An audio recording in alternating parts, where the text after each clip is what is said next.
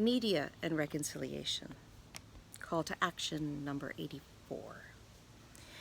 We call upon the federal government to restore and increase funding to the CBC Radio Canada to enable Canada's national public broadcaster to support reconciliation and to be properly reflective of the diverse cultures, language, and perspectives of Aboriginal peoples, including, but not limited to, increasing Aboriginal programming, including Aboriginal language speakers, increasing equitable access for Aboriginal peoples to jobs, leadership positions, and professional development opportunities within the organization.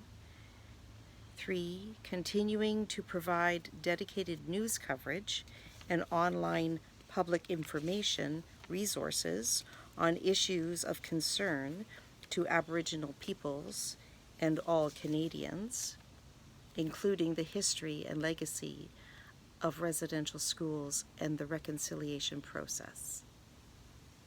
Call to action 85. We call upon the Aboriginal Peoples Television Network as an independent non-profit broadcaster with programming by, for, and about Aboriginal peoples to support reconciliation, including, but not limited to, continuing to provide leadership in programming and organizational culture that reflects the diverse cultures, languages, and perspectives of Aboriginal peoples. And 2, continuing to develop media initiatives that inform and educate the Canadian public and connect Aboriginal and non-Aboriginal Canadians. Call to action number 86.